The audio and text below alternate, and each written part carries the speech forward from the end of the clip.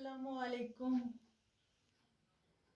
بچوں، ہم آج پڑھیں گے 7th کلاس کا اردو۔ ہمارا موضوع ہے قلم۔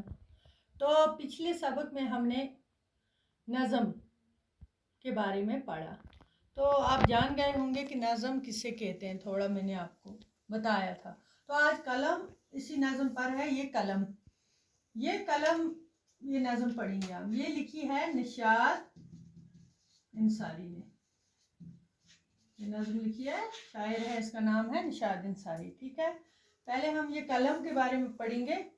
یہ کیا لکھا ہے؟ قلم کیوں چل رہا ہے پیچ و خم سے، قلم کیوں چل رہا ہے پیچ و خم سے، یہ جا کر پوچھئے اہل قلم سے۔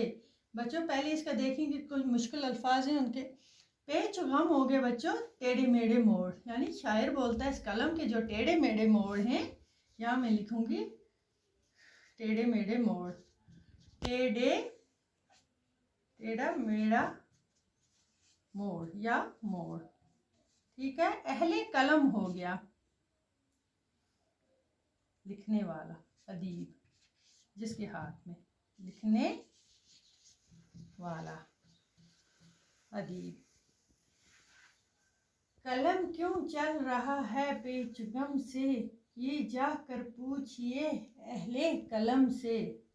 شاعر یہاں کہہ رہا ہے کہ جو اس قلم کے ٹیڑھے میڑھے موڑ ہیں، موڑ توڑ میں چلتا ہے، یہ اوئی جانے اہل قلم، یعنی ادیب لکھنے والا ہی کو پتا ہے کہ اس کے یہ ٹیڑھے میڑھے موڑ سے یہ قلم کیوں چل رہا ہے۔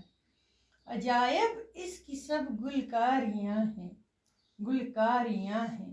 تعجب خیز گوہر باریاں ہیں، تعجب خیز گوہر باریاں ہیں۔ عجائب اس کی سب گلکاریاں ہیں، گلکاریاں ہو گیا پھول بنانا۔ ٹھیک ہے، پھول بنانا بولتے ہیں گلکاریوں کو، یعنی تعجب، حیران کر دیتے ہیں اس کی یہ سب۔ جب قلم ہاتھ میں ہوتی ہے، یہ قلم جب اب کبھی پھول برساتی ہے، کبھی یہ تعجب خیز پوری دنیا کو حیران کر دیتی ہے۔ گوہر باریاں ہو گیا موتی برسانا،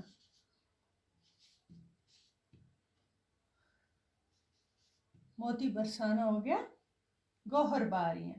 تعجب اس کی سب گلکاریاں ہیں، جب یہ لکھتی ہے کبھی پھول برساتی ہے، کبھی تعجب کر دیتی ہے ساری دنیا کو حیران۔ گوہر، کبھی موتی برستے ہیں اسی قلم سے، کبھی پھول برستے ہیں، کبھی موتی برستے ہیں۔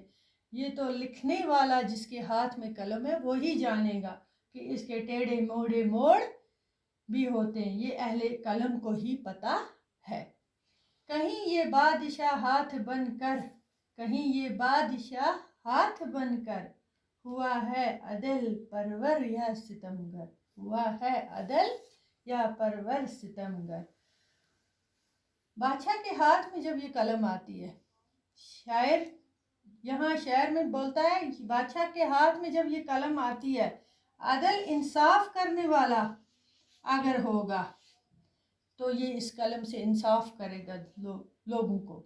تو اگر یا ستمگر ہو گیا ظالم بادشاہ، ظلم ڈالنے والا، ظلم ڈلانے والا، لوگوں پر ظلم کرنے والا۔ ستمگر ہو گیا ظالم۔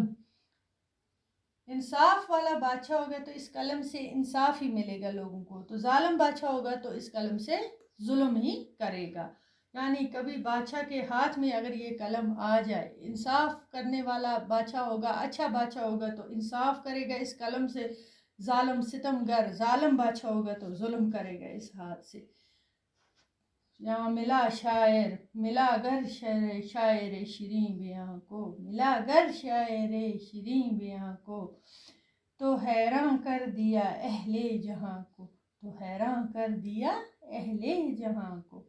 ہوتا ہے ملا جب شاعر کے ہاتھ میں یہ قلم آئی تو شاعر نے اپنی اس شاعری، شیریں میٹھی زبان سے یہ شاعری، میٹھی شاعری اسی قلم سے بیان کی دنیا کو، تو حیران ہو گئی پوری کائنات اس سے، تو حیران کر دیا اہل جہاں کو، پوری کائنات اس سے حیران ہوگی. جیسے بچوں آپ جانتے ہیں ہماری اثر محمد اقبال کی شاعری، مہجور کی شاعری، لال دت کی شاعری، غالب کی شاعری، تو آج تک ہمارے دل ولولہ حیض شاعری، جوش والی شاعری جو ہمارے دلوں میں آج تک ہے، پوری دنیا کو حیران کر دیتی ہے. کسی کو وہ بھول سکتی ہے وہ شاعری. اسی طرح شاعر بولتا ہے ملا اگر شاعر شیریں بیاں کو تو حیران کر دیا اہل جہاں کو. شاعر بولتا ہے جب کسی شاعر کے ہاتھ میں اس قلم سے ہی شاعری لکھی جاتی ہے میٹھی میٹھی، تو حیران کر دیتا ہے پوری دنیا کو. اہل جہاں ہو گیا جہاں والے، جہاں والے.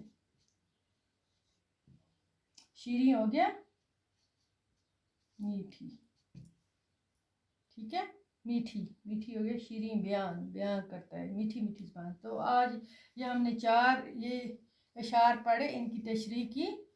تو اگلے میں اور پڑھیں گے ہم 4، تو ان کی تشریح کریں گے. آج تک اتنا ہی کافی آپ کے لیے، تو یہ نوٹ کر لینا. باقی والسلام.